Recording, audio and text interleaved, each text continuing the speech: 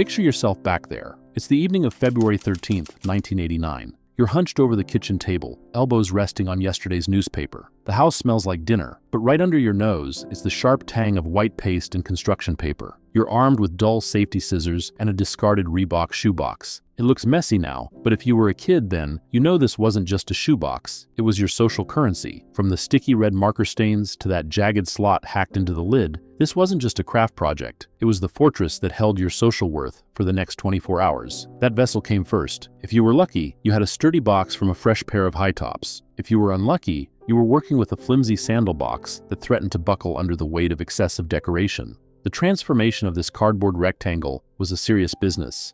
We didn't have Pinterest or craft influencers to guide us. We had what was in the junk drawer: aluminum foil, paper doilies that looked like intricate snowflakes, and heart stickers that lost their adhesive the second you touched them.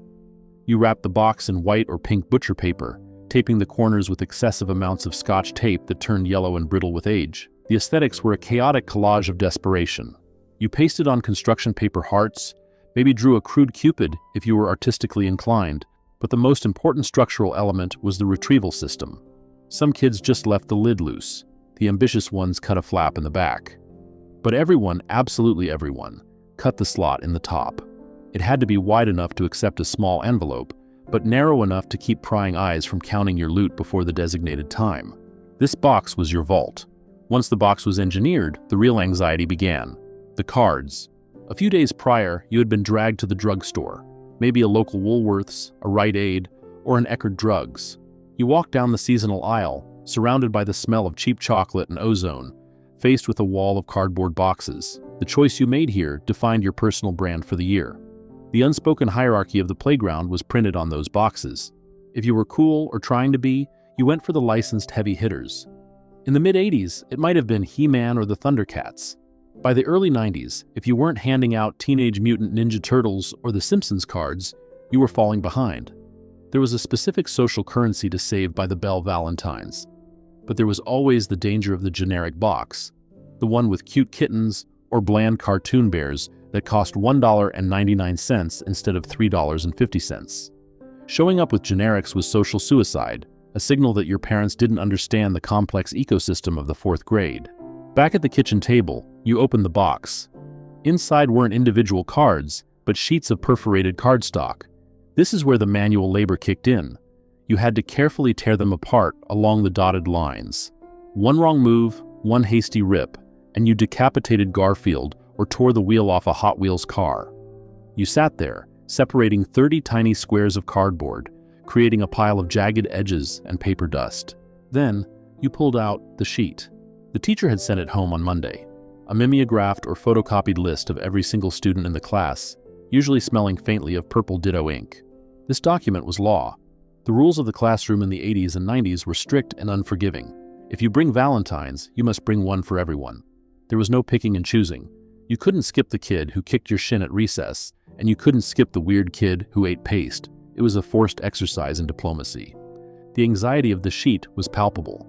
You went down the list, name by name, crossing them off as you addressed the tiny envelopes. The envelopes were often too small, requiring you to fold the card in a way that bent the corners, or they didn't have glue, just a tuck-in flap that never stayed shut. This process required a delicate social calculus. You had a pack of 30 cards, but they weren't all created equal. The box usually came with 3 or 4 premium designs, maybe a holographic one, or one with a particularly cool action shot, and a dozen duds with boring slogans like "You're A-OK." Who got the premium cards? Your best friends, obviously, but then came the strategy for the crush. You saved the best card for them, but you had to be careful with the message. You stared at the pre-printed text. Did "Be Mine" imply a marriage contract? Was "You're cool" too platonic? You sat there with your pen hovering, the friction of the cheap paper under your hand, debating whether to sign it "Love Uppa Your Name" or just "Your Name." Love was a dangerous word in the 4th grade.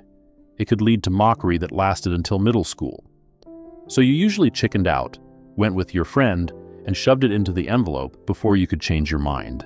Then came the leftovers, the kids you didn't talk to or the ones you actively disliked. They got the duds.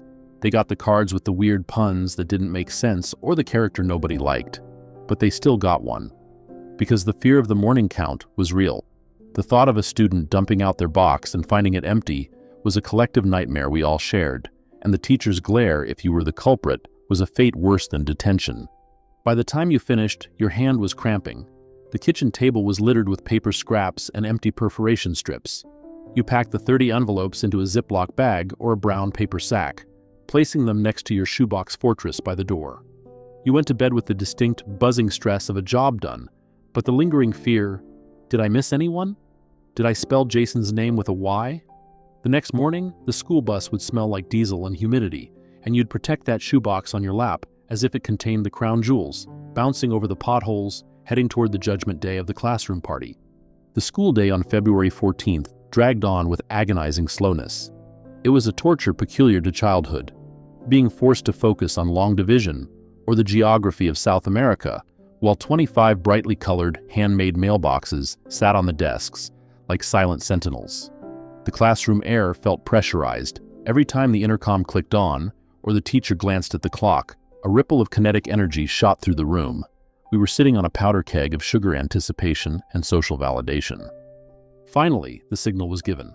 It usually coincided with the arrival of the room mothers, that legion of moms in high-waisted jeans and oversized sweaters who appeared bearing trays of treats. The transition from academic rigor to chaotic festival was instantaneous.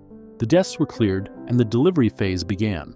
If Chapter 1 was about architectural construction, Chapter 2 was about logistics. You grabbed your Ziploc bag of addressed envelopes and joined the circulation. The classroom dissolved into a swarm of bodies. There was a specific sound to this ritual: the scuffing of sneakers on tiled floors, the crinkle of cheap paper, and the rhythmic thwump slide of envelopes being shoved into cardboard slots. You navigated the rows of desks like a mail carrier in a hurry. There was always a bottleneck at the popular kid's desk, their box overflowing within minutes, envelopes spilling onto the floor. You had to jam yours in there, ensuring your contribution was registered. Then there was the awkwardness of delivering to the kid you didn't get along with.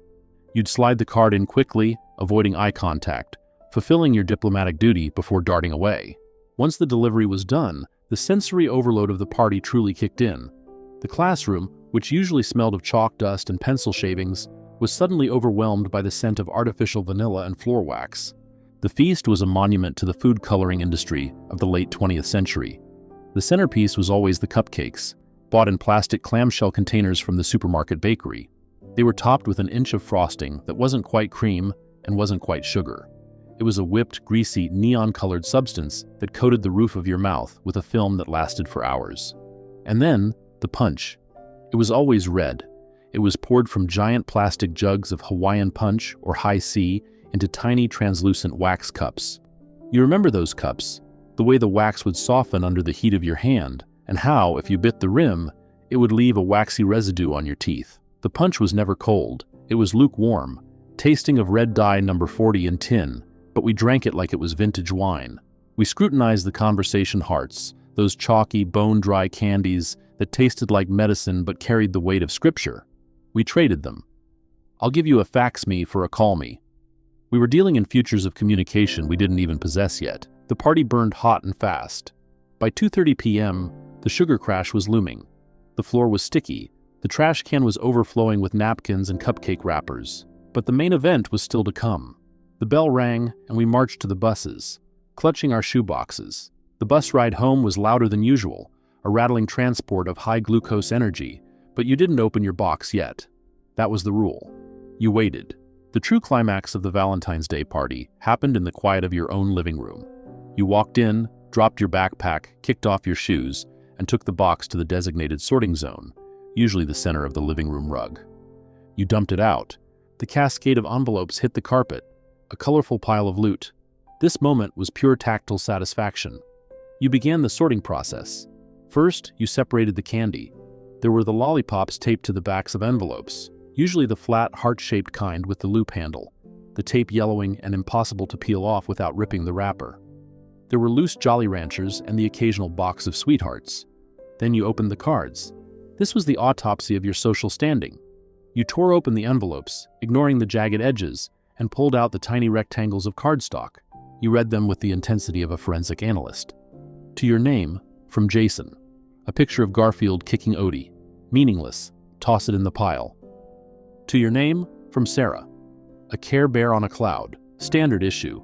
But then you found it. The card from them, the crush. You held it differently. You looked at the handwriting. Did they press down harder with the pen? Did they use a specific sticker? You analyzed the pre-printed text. You're dynamite, with a picture of Wile E. Coyote. What did it mean? Was dynamite a code for love, or just a randomized selection from the box? We projected entire novels of romance onto these 3-inch pieces of cardboard. There was also the relief of volume. You counted them. 25 students in the class, 25 cards on the carpet. You hadn't been skipped. You belonged. In the pre-social media age, this was our like count. It was physical proof that you existed in the ecosystem of the class. As the afternoon light faded and the sugar rush wore off, you were left with a pile of scrap paper and a stomachache.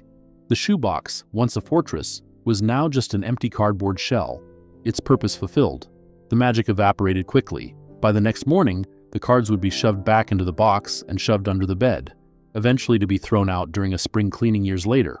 But for that 1 hour on the carpet, surrounded by Ninja Turtles and My Little Ponies, you felt seen. You felt part of the tribe. Looking back, the school Valentine's Day party seems almost archaic, a ritual of forced analog connection in a world that hadn't yet gone digital. We have gained efficiency since then. Kids today might send digital cards or simply buy pre-made kits that require no assembly, saving parents hours of glue stick misery. But we have lost the tactile weight of the gesture. There was a specific vulnerability in handwriting 25 names, in the physical exchange of paper, and in the carpet dump ritual that followed. It taught us that belonging requires effort, that community is built on small, sometimes sticky physical exchanges, and that even a cheap perforated card can mean the world when you're 9 years old.